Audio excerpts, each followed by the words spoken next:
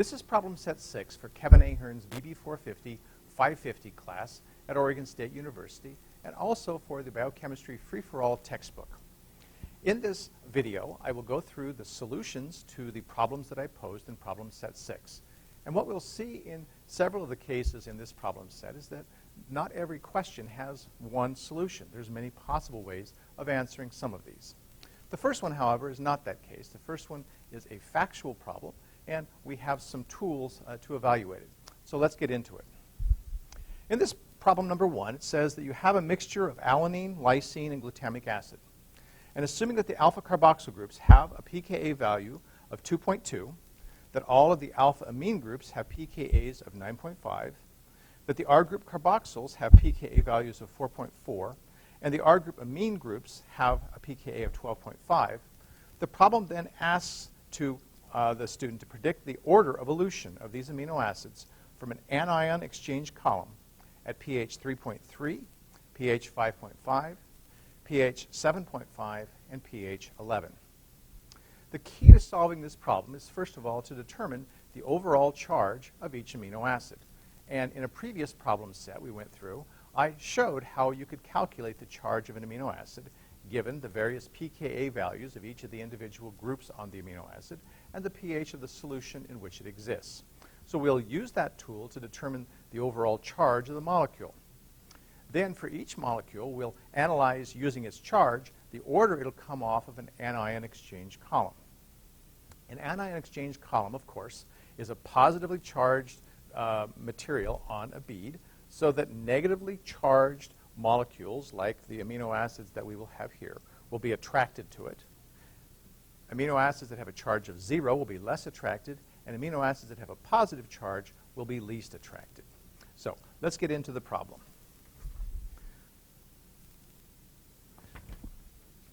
Let us start, first of all, by considering the structures schematically of each of the amino acids. Alanine, for example, I can draw as follows: alpha carbon, R group, hydrogen, alpha amine, and I'm going to put the protons on to start.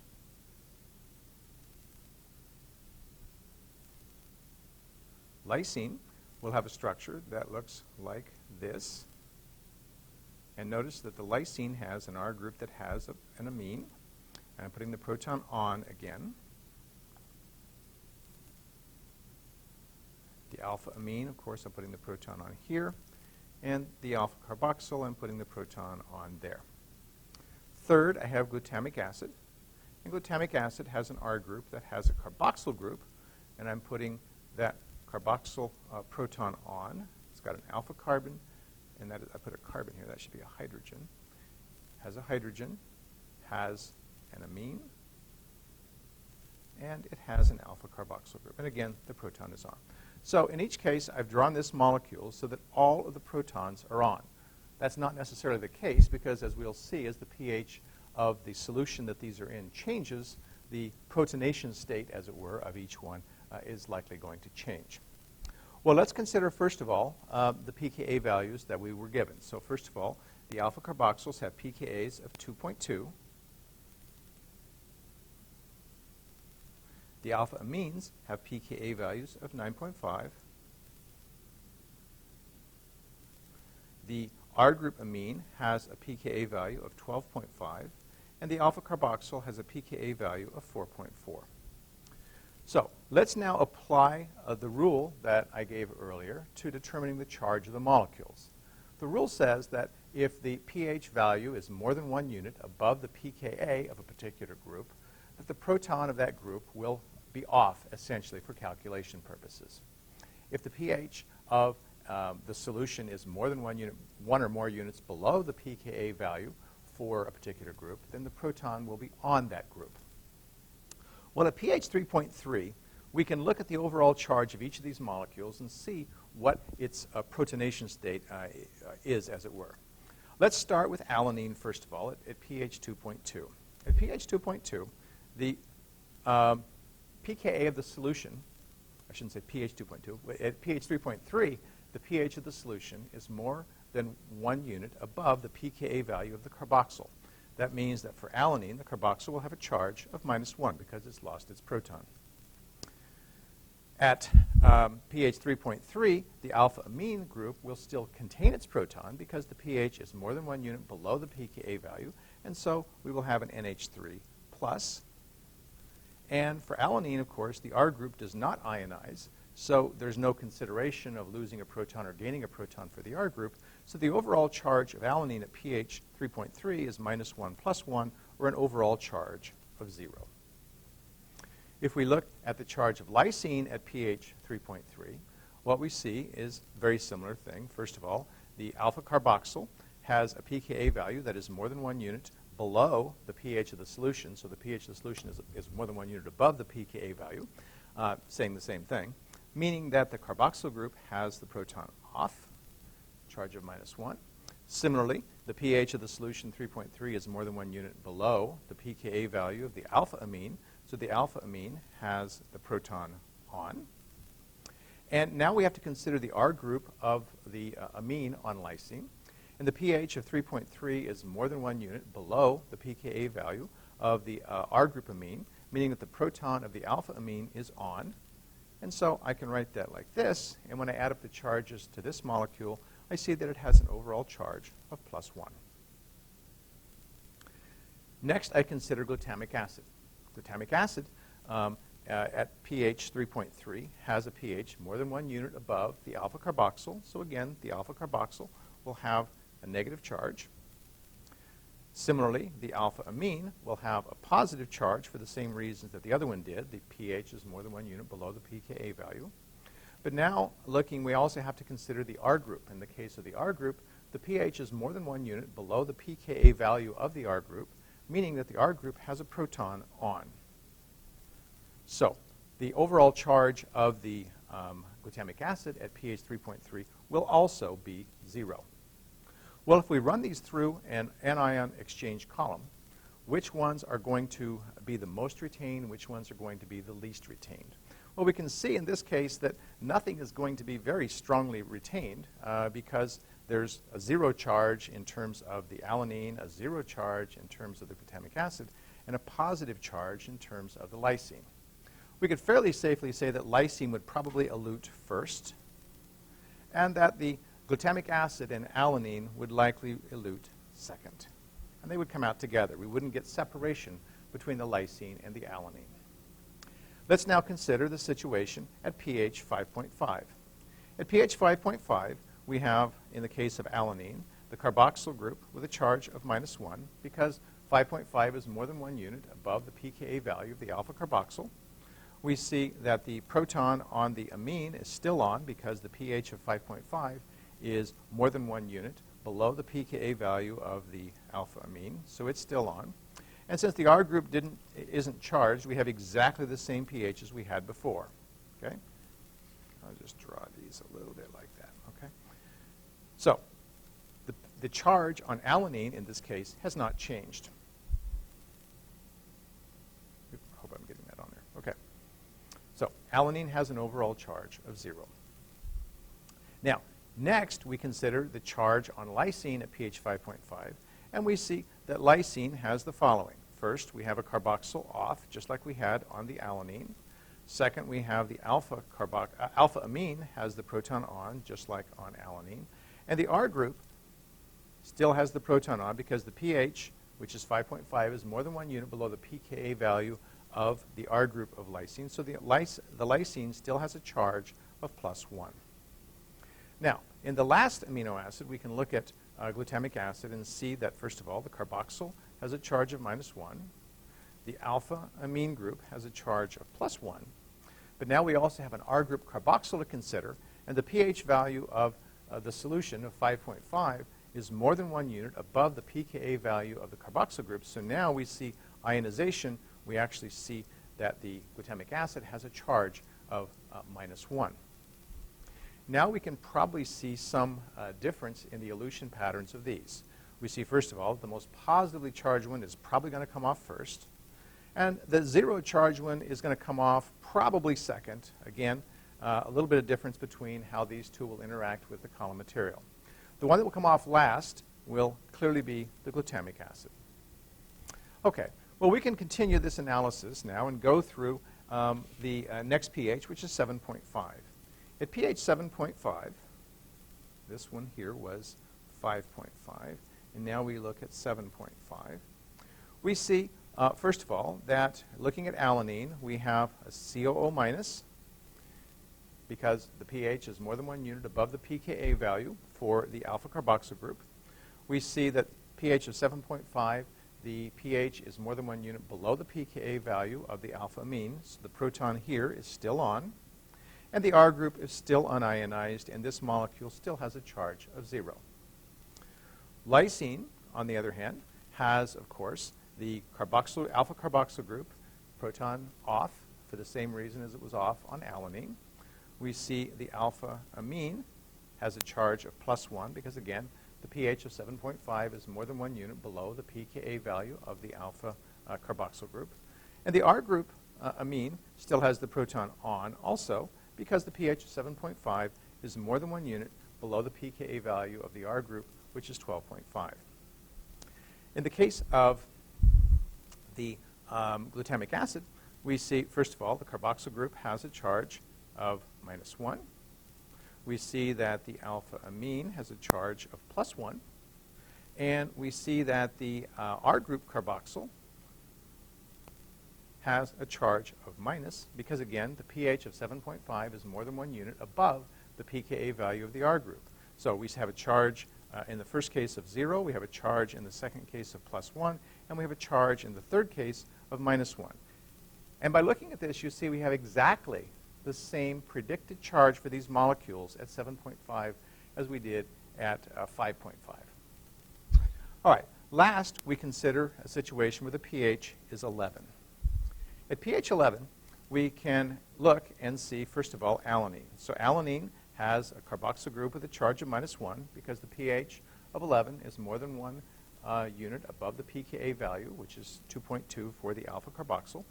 The alpha amine has a charge now of 0 because the pH is more than 1 unit above the pKa value of the alpha amine.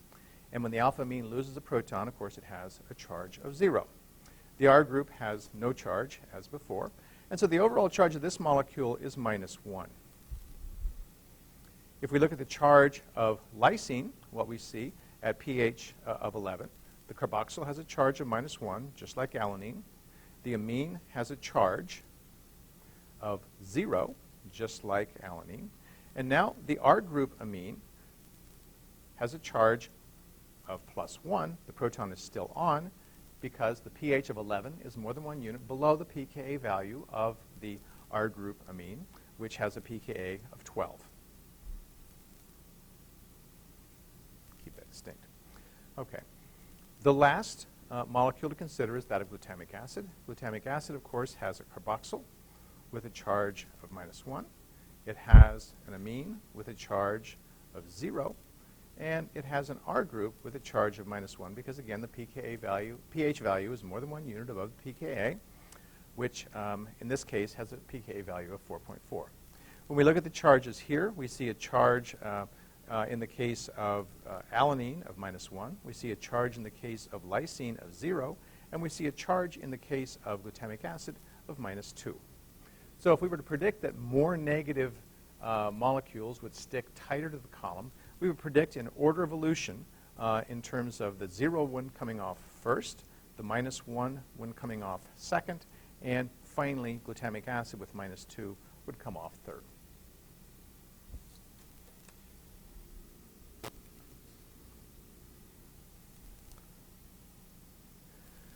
Now, the rest of the problems in this problem set I pose rather vaguely, and I pose them that way because they represent what one might experience in a laboratory. Working in a laboratory, what students discover is that there's not exact answers to questions. The job of the scientist is to examine data and try to interpret and try to understand what that data is telling them. And so we'll see as I go through the remaining problems in this problem set that there are multiple possible answers to this. Well, let's consider, first of all, problem number 2. It says you make an affinity chromatography column by attaching ATP to beads. You pour your protein mixture through the column and collect the proteins that don't stick to it. Then you add ATP and later discover that all of the proteins in the column except one eluded. What is the best explanation you can give for why the one did not elute when ATP was added? Well, an affinity chromatography column, first of all, of course, relies on the binding activity of a protein for a specific molecule, or in some cases, you can even do this with a protein. In this case, we're interested in collecting proteins that have affinity for ATP. So we made an affinity column with beads that have ATP on it. When we pour the material through the column, the proteins that don't bind to ATP have no reason to stick, and they come through first. And this will be the vast majority of the proteins in the solution.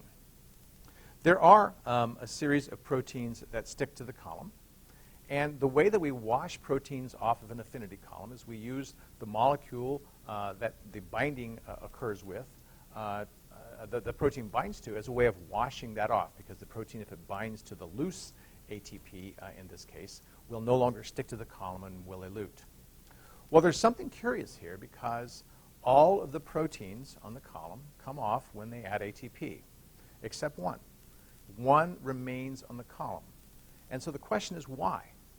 And so this is a problem that actually relates to something that I talked about in class, and I want you to think about hard. Why is it that a protein sticks to the column instead of coming off in the presence of ATP? Now, it's important in coming up with an explanation for this that your explanation has to make sense. I've talked to students in my office who make guesses, and guesses are, well, it's because it doesn't have affinity for ATP. And that guess is wrong, of course, because it had to have affinity for ATP to stick in the first place. So that explanation doesn't carry the day. So how is it, or why is it, that a protein would stick to a column like this? Well, the answer that I think makes the most sense is that what's happened is that the protein in question, the reason it sticks to the column is because it has not made a reversible binding of ATP. It's actually made a covalent binding of ATP. So when it's covalently bound to the column, there's no amount of addition of free ATP that's going to release it, because that covalent bond will hold it into place. Now, is that the only answer? Is that the only possible answer? And the answer is no, there's other things to consider, and some of these have actually been posed by students thinking about this themselves. One such answer had to do with the fact that the protein was somehow adopting a configuration, let's say a T state, upon binding of ATP. And that T state caused it to close on the ATP molecule, essentially mimicking a covalent bond. If that were the case, we might expect that it would be very difficult, if not impossible, to get that protein off of the column unless we added a reagent that would cause the protein to slip into the R state. So that's a distinct possibility.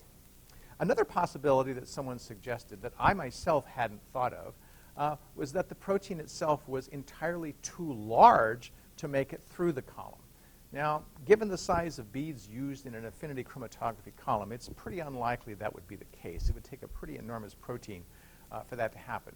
But given the information that was given in this problem, one could not rule out that as a possibility. So if you came up with that on an examination, for example, I'd say, that's interesting. I can't rule that out.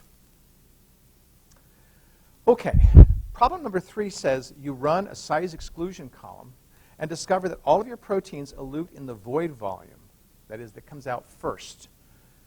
What do you conclude? Well, in this case, it seems on the surface to be a fairly simple situation. You look at the what's happened, and that there's nothing that's been retained by the size exclusion column.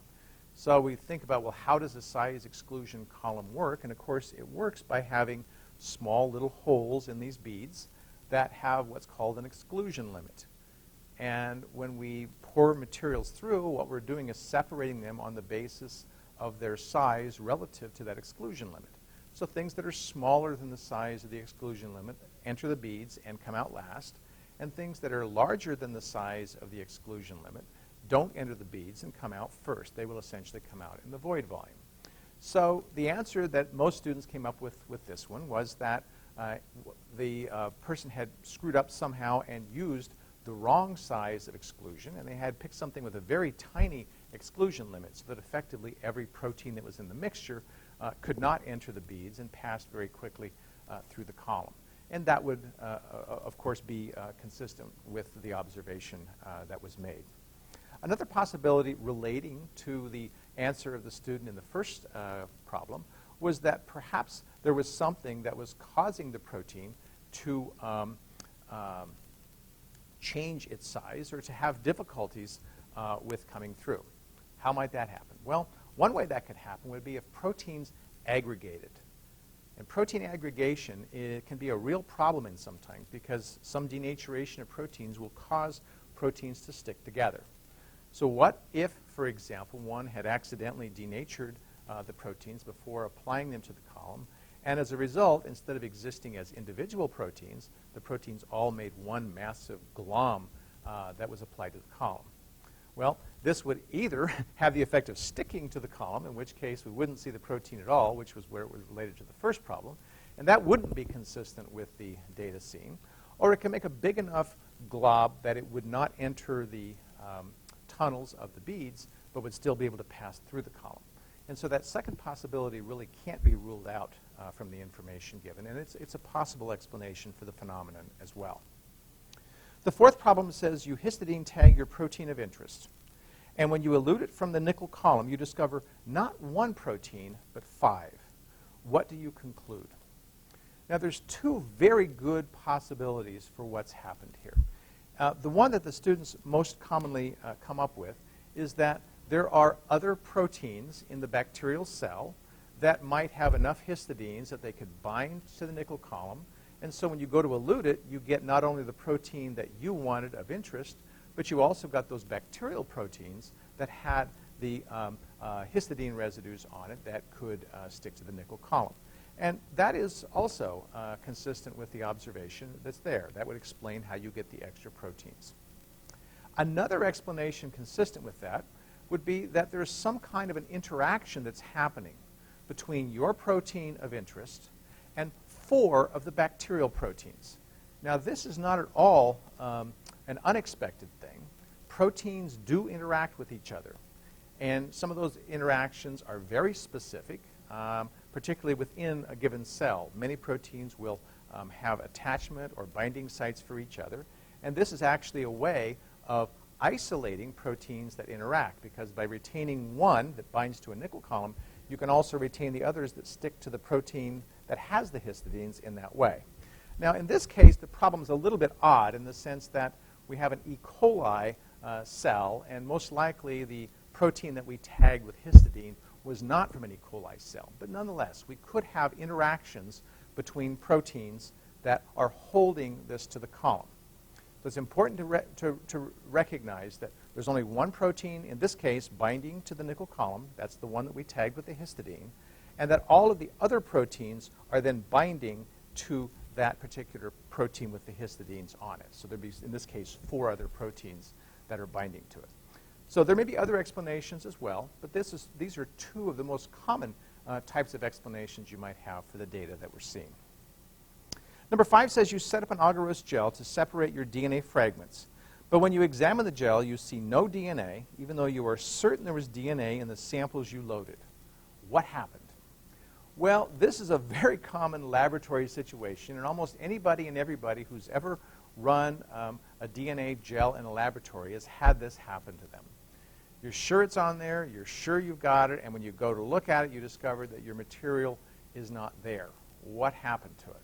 There's usually about 3 reasons why you may see this happen.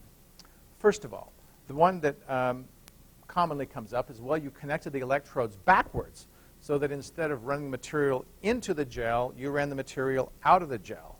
And that happens all too often. There's nothing more disappointing than running a very important gel and waiting for the result and getting it and then looking and realizing you've connected the electrodes backwards and you just lost your DNA sample. So that's a very common phenomenon. Another common phenomenon is that you didn't realize how high you had cranked the voltage up on the gel. And when you crank the voltage up too high, things run much faster than what you expect. And when those things run much faster than what you expect, they run off of the gel before you have a chance to look at them. So it's almost the same problem as running it backwards. In this case, you're running it through the gel in the other direction, and you simply run it too far because you've got the voltage turned up too high. The third reason that happens, and this is one that's actually something that you can do something about, is that you, in some cases, may have forgotten to put the ethidium bromide dye that stains the DNA so that you can see it. And if you don't put the stain in the gel, you will not see any of the DNA fragments. They're not visible in ultraviolet or regular light to the naked eye unless they have this stain. And this, too, commonly happens. So any of these three possibilities could explain what was described in the problem. The last question in problem set 6 says, you perform 2D gel electrophoresis with a mixture of proteins from two different samples, A and B. The next day, you perform 2D gel electrophoresis using only the proteins from tissue A. The 2D gel, the mixed sample, shows a different pattern of proteins for tissue A than what is seen in the mixed sample. The question is, what happened? Now, I want to be clear. This one is worded a little bit confusingly, so I want to be clear what you're actually seeing. Let's imagine that you did this 2D gel so that you had proteins from sample A labeled orange, and you had the proteins from sample B labeled blue. So when you mix these and you run a 2D gel analysis, you will see a pattern that's on there, some orange, some black, and some blue. We can assume wherever we see black, for example, that would have been the product of an orange being present. So we're basically analyzing that gel, and we're looking for oranges and blacks. Okay? And so you could tell on the gel with the mixture where all of the samples from protein A were, because they would be orange or black. If you take and you run a 2D gel with only samples from proteins from sample A, you should have a gel that would have only orange on it. So you could ask the question, do the spots that are orange and black from the first gel overlap with the spots that are orange on the second gel? And so that's what was done in this analysis. And in fact, when they did that, they discovered that the patterns were different, that the orange and blacks on the first gel did not match up precisely with the oranges on the second gel. So what's the explanation for this? Well, of course, one could imagine, first of all, that the conditions of running the gel were different. And that's sort of what I want to say here, a cop-out explanation. It's a possible explanation, certainly. And there are some issues of reproducibility in a gel. So it's not something that could be completely thrown out. But if I say, for example, that that was not the case and that was not the problem, I could ask the question, are there other considerations or other reasons we might see a difference in the pattern of the two? And there certainly are. We could imagine, first of all, that there might have been some interactions between the samples in mixtures in sample A and B that didn't exist in the case of just the A alone. And that's possible also, although it would be relatively unlikely, because remember that these are SDS gels, and these SDS gels will denature those proteins. So it would be hard to imagine that those interactions would stay stable in the presence of SDS. A more likely explanation comes from the fact that the gel was run on a separate day. If one had a sample sitting around and, for example, hadn't been on ice or hadn't been refrigerated or hadn't been taken care of, you could imagine that there could have been some degradation that might have happened in that sample, because the sample itself does not contain SDS in it. It's only after we get it into the gel that there's SDS. The proteins in that first sample, that is the sample A, could, upon sitting around, have been denatured. That probably wouldn't have a big effect. They could have been degraded proteolytically. That could have a very big effect, because proteolytic degradation is going to change their sizes. And so the most likely explanation that we would have is the last one. That is that the sample had sat around and had become degraded in such a way that many of the proteins no longer had the same size as they did before, and that explains the difference between the two different gels that we see.